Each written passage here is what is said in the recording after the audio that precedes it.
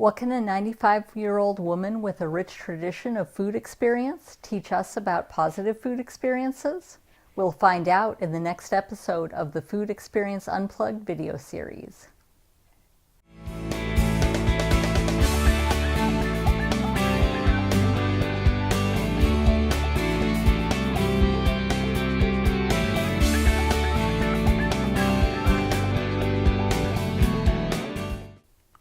Welcome to the Food Experience Unplugged video series. I'm Michelle Seidling. Today we'll learn what a 95-year-old woman with a rich tradition with food can teach us about positive food experiences. With us today is Dorothy Wucherpfennig, a native of Arkansas who grew up on a farm and has developed many rich food traditions of her own.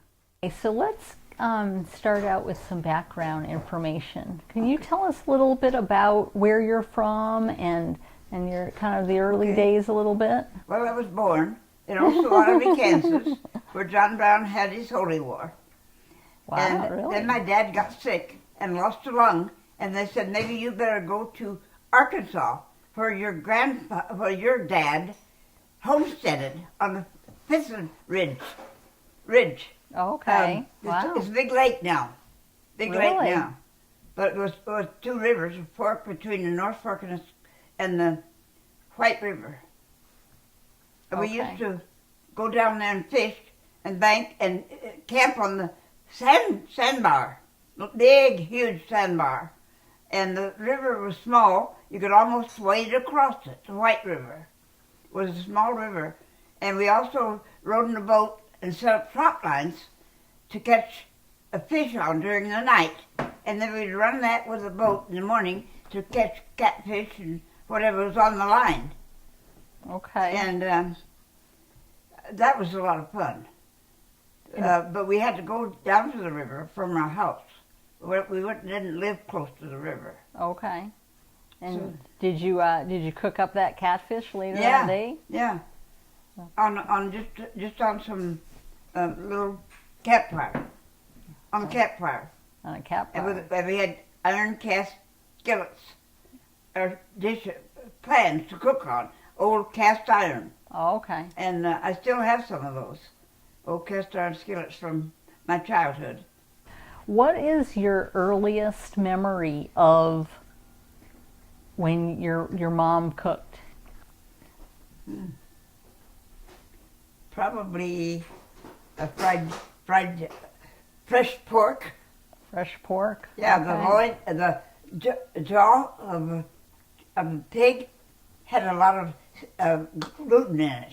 Ah, So okay. it was gummy, sticky stuff. That was the best pork we liked to eat. Okay. Yeah, but there's not a lot of jowl in a pig, both cheekbones. Okay. Yeah. So your mom did most of the cooking? Mm-hmm. Okay.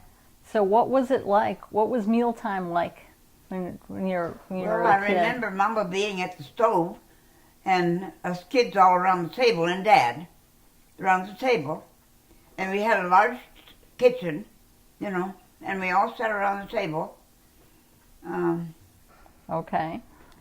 So What do you think was important about mealtime back when you were growing up? we were hungry. Nobody had to beg us to eat. We ate.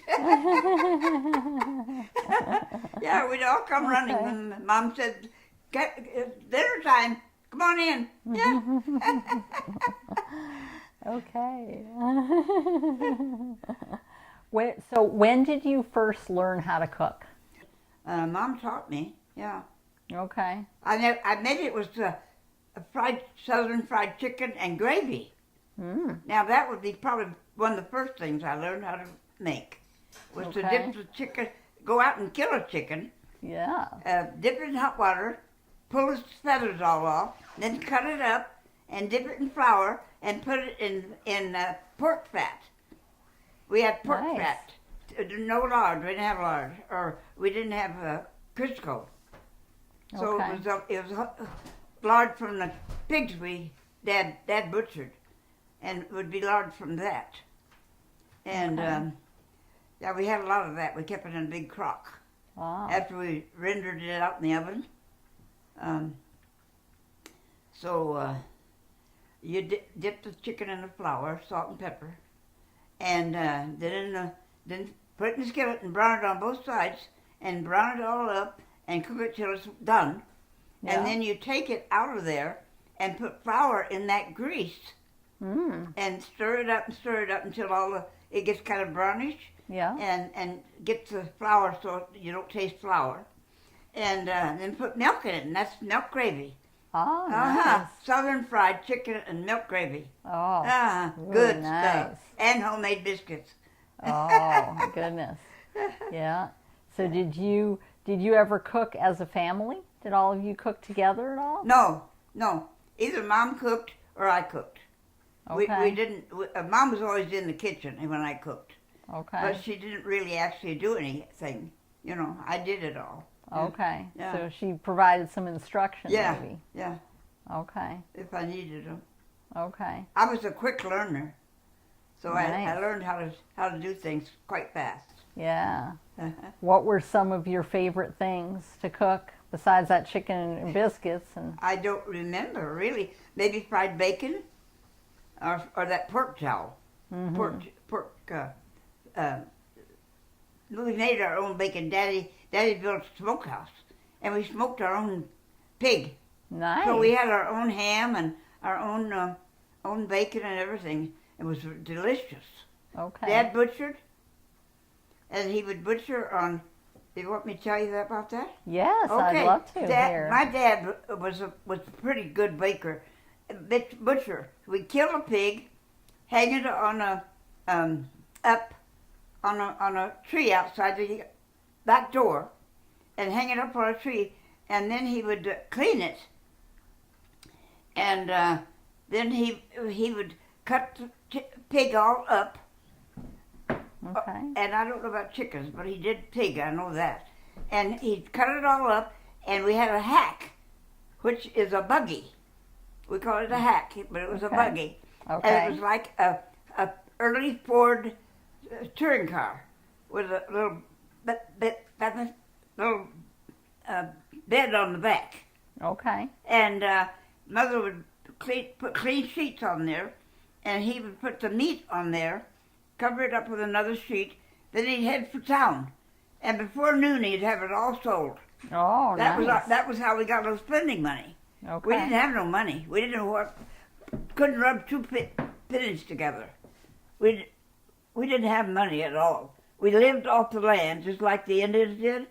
We were as much like the Indians as we could get. Okay. And we had a squirrel and ate squirrel. Wow. Had a rabbits and ate rabbits. Yeah. Nice. They were all, you didn't have to worry about having any pesticides or anything. It was organic food. Nice. Yeah. Okay. That's why I say organic here now doesn't mean much to me, because a lot of it is not the way we had, like our chickens run, and we got brown eggs, and we had to raise our own chickens, but by putting the eggs under the old hen and let her hatch them out for us. Yeah. And yeah, it was very, very much fun. Yeah, Yeah. a lot of fun. We had a I don't know what it was. It wasn't a barn, a little shed, and they had nests built in the wall, and the chickens would climb up in there, lay their eggs, and then after they got to, we had a rooster, so they were fertile, and by the time they got done, they quit laying, so then they were going to sit on the eggs until they hatched out. We had our own little chickens. Wow. We raised very our own nice. little chickens. Nice. Yeah. So you grew up on a farm then? Oh with yeah. all this? It was a homestead farm. Okay. My grandfather homesteaded it. In other words, the government gave him the land to work. That's what the old first homestead was. And there's still homestead land in America, even now. Okay. But it's way out in Wyoming and Utah and different places west. There's still homestead land. Okay. And that's what the government lets you move on to and clear it and start raising stuff on it.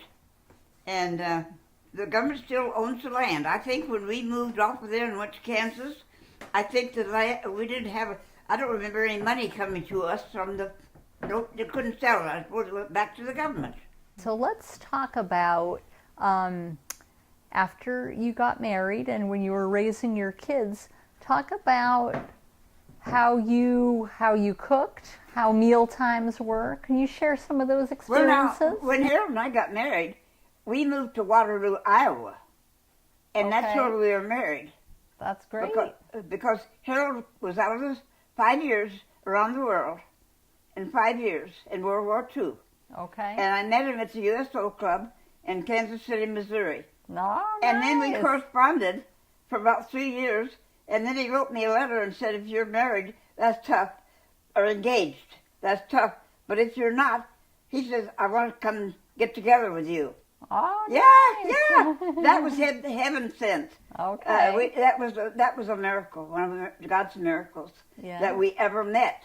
Because if he hadn't been there that day, he would have been on his way to Minneapolis and gotten his discharge and moved to Chippewa Falls, Wisconsin, and I would have never met him again. Oh, I'm glad you did. And for 40 years we were happily married. That's great. Yeah, 1945.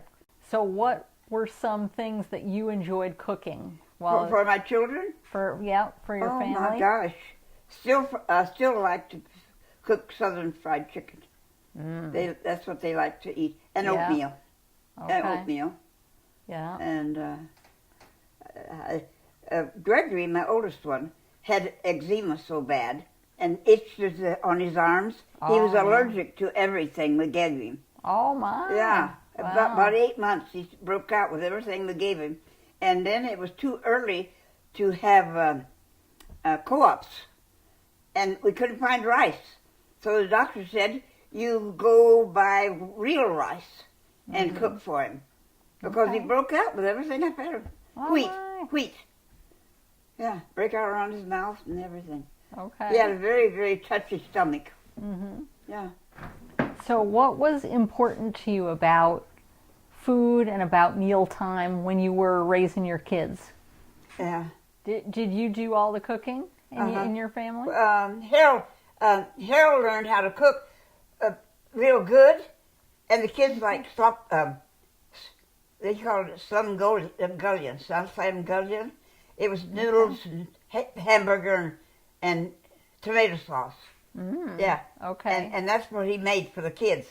And I went to work for selling Fuller Brush because the men couldn't get in the doors in Michigan.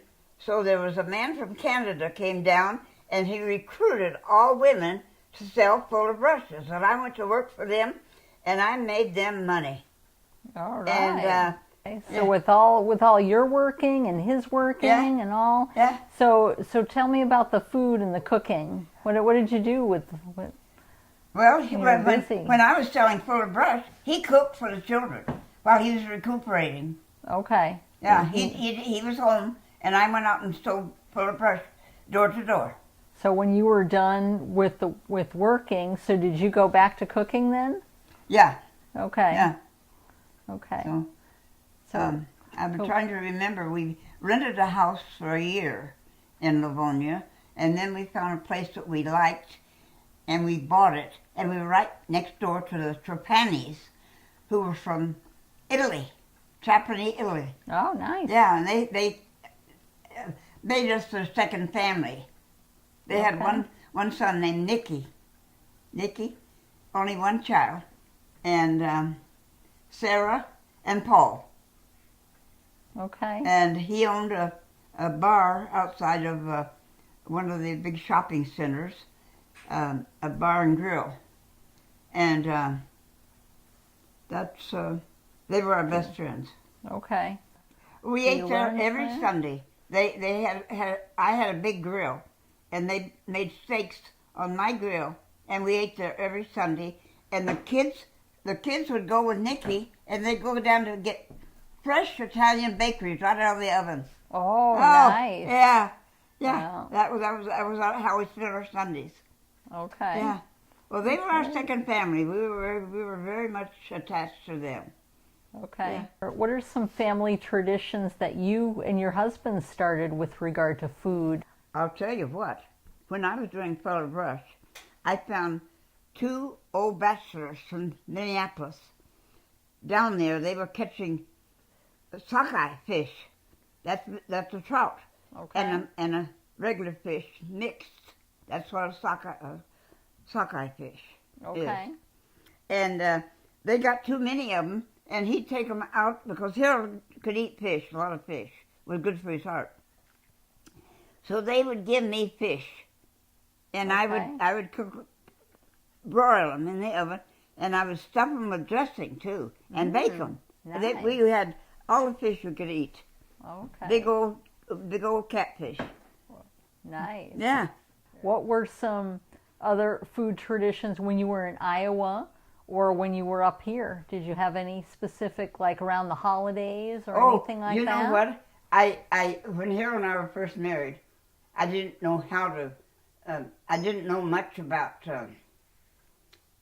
what to cook for him. Okay. So I made macaroni and cheese. And then I took hot dogs in the cheese, in the macaroni and cheese. And he said, "Don't ever make this again. I do not like hot dogs." So I had to shop, and I had to go down there and get chuck roast. Okay. Yeah, I did. And then we got to getting chickens from the store in town. Yeah. Okay. Yeah. So you found something else for him to eat that he Yeah. liked. Oh, yeah. He would not eat hot dogs. Okay. He grew up. His mother cooked. She had a place where they could go out and buy a loin for 50 cents a pound for loin meat, and she sliced that up, and that's what they ate in Chippewa Falls. Yeah, Okay. it's not there anymore. Yeah. But we used to buy them, bring them home, and that's what our kids ate. Then we'd go down to Chippewa Falls and go out to that man's butcher shop and buy loin, bring it home, and they ate well. It was tenderloin. Yeah, Nice. tenderloin. Very good. Yeah, Yeah. yeah. They grew up on tenderloin. Okay. You cooked it a lot then. I did. Okay. Was that one of your favorites? Yeah, Okay. yeah, and the children too. That was protein. Yeah. But I learned nutrition in school too. Did you teach your boys how to cook? My boys, their grandmother in Chippewa Falls, when we would come over there, she made bread, and she would take the oldest one and put him up and hand him a bunch of bread that she was kneading, and he learned how to knead bread and make bread. He made the best bread as good as I could. Okay. What kind of bread was it? It was, he made something called German challah, Okay. and it had fruit in it sometimes, and otherwise it was just a spice, cardamom. Okay. And it was so good. And he would bake that here after we moved here. I don't remember him baking in Livonia, but when we came here, he started baking bread. And he gave it to all his friends and anybody that came in. Okay. Twisted bread, called Nice. German Stollen. Okay. Yeah. It was a German winter bread. They made it and took it around to friends and left it on the doorstep for their breakfast in the morning. Very, very good bread. Nice. Yeah, yeah, That's very nice. yeah. Did both of your boys do that, or just the No, one? just one. Okay. That one oldest one was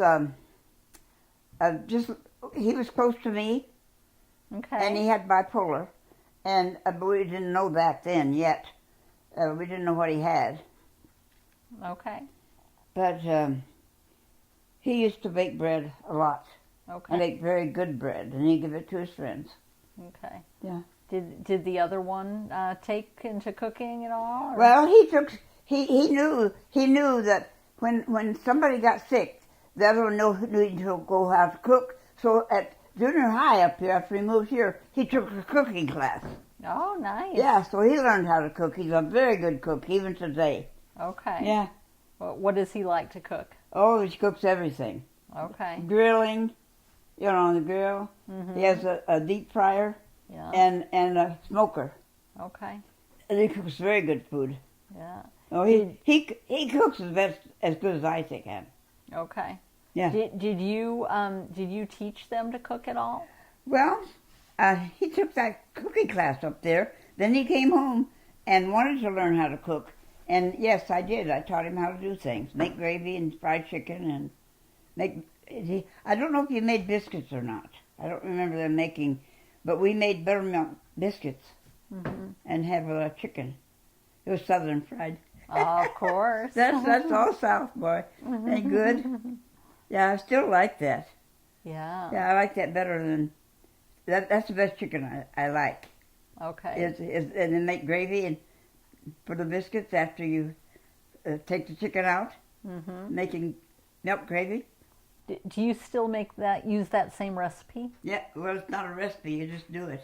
Okay. You just put it in the fat. Put flour in the fat, and then keep stirring it till it gets the flour cooked out, and start adding milk until it gets thick like gravy.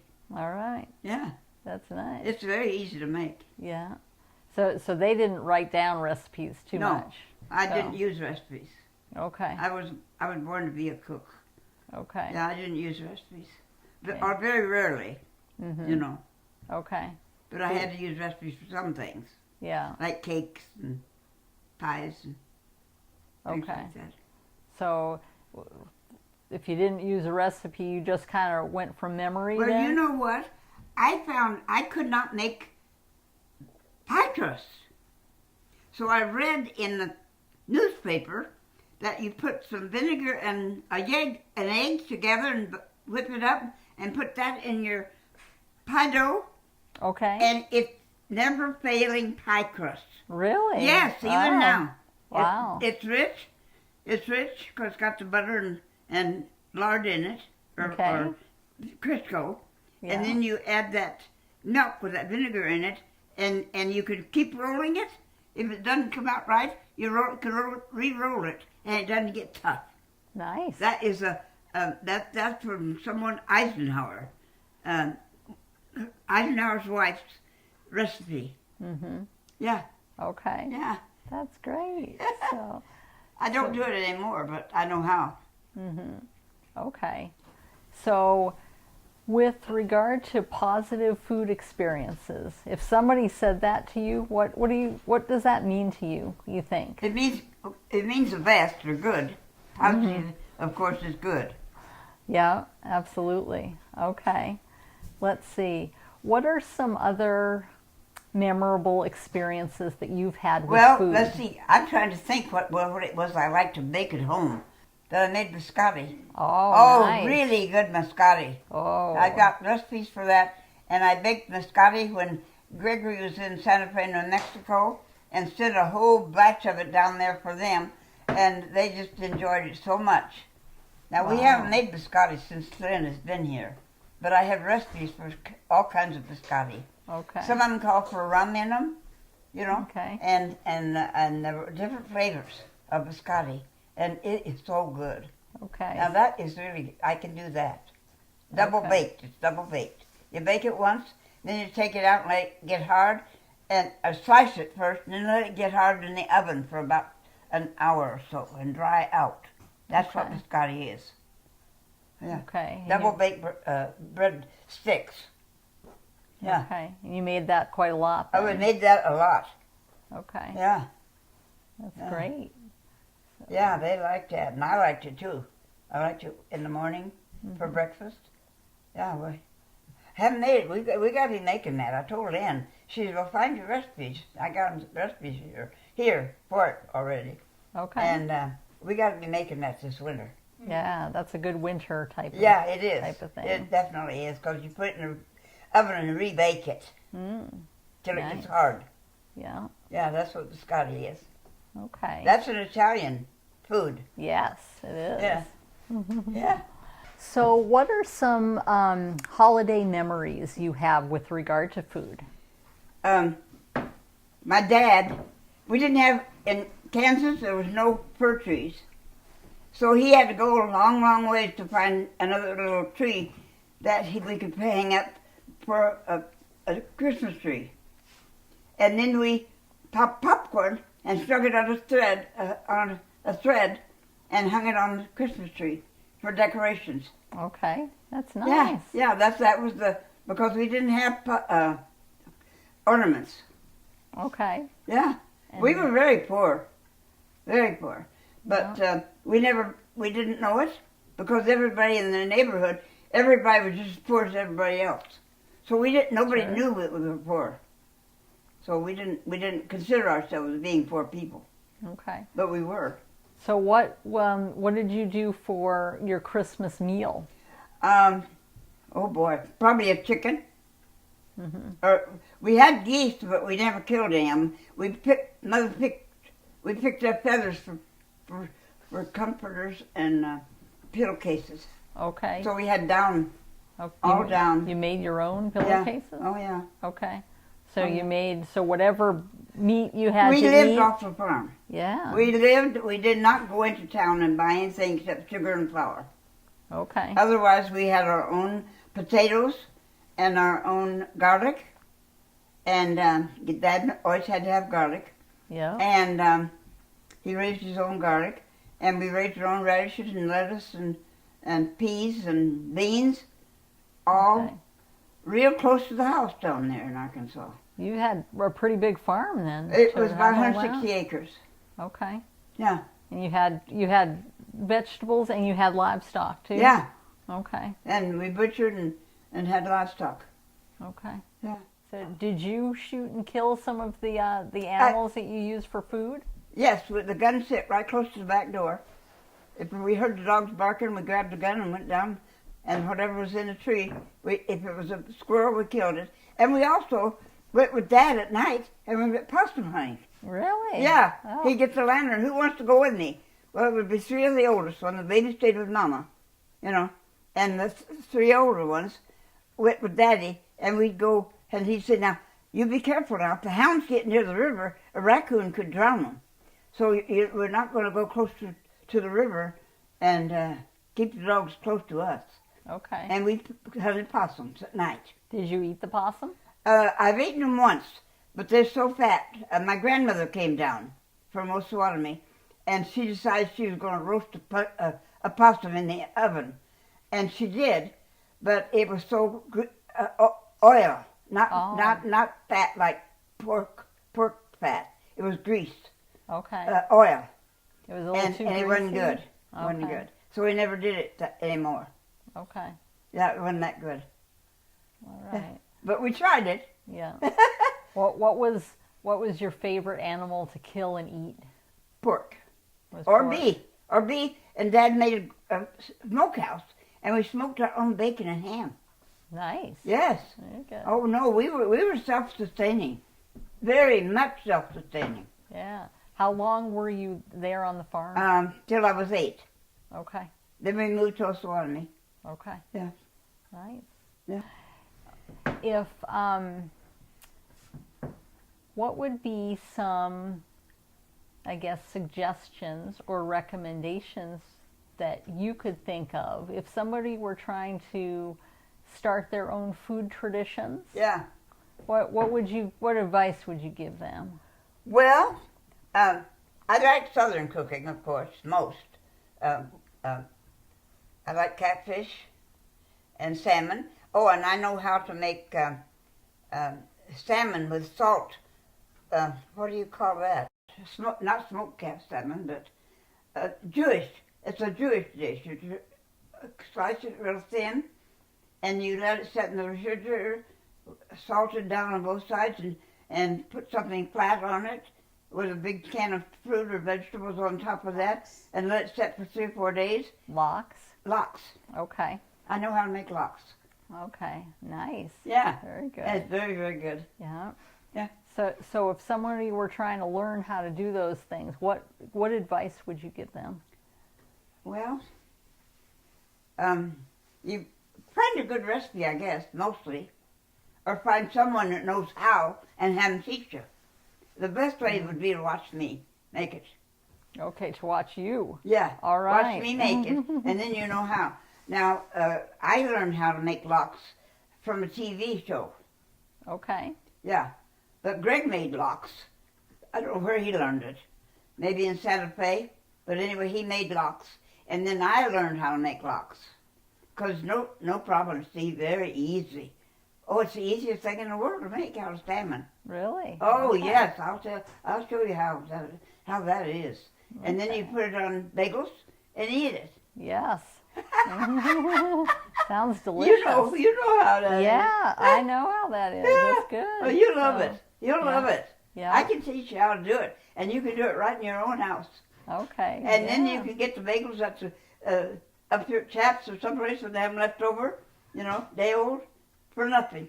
Okay. Free bagels Nice. and lox that you have made for yourself. And boy, it doesn't cost you $5 a pound.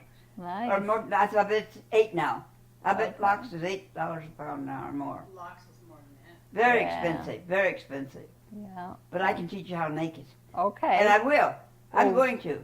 Yeah. Okay. Well, we look forward to maybe we'll come back here. You will, because I've been telling Lynn we got to get some salmon, and so I can make some lox. Okay. I can do that, and then you come over and I'll make lox and show you how to do it. That would be great. You do it. You do it. Yeah. Definitely. Well, we sure appreciate talking with you about so many different traditions and food, and you've had a lot of great memories with that. I remember back until before I was 8 years old. Thank you so much, Dorothy. Yeah. We sure appreciate you. I and all that you do. had a good life. You I had a did. blessed life. Thank you for joining us on this episode of the Food Experience Unplugged video series. For more information, please visit us at foodexperienceunplugged.com or on social media. We look forward to seeing you on Food Experience Unplugged, where food, fun, and memories come together.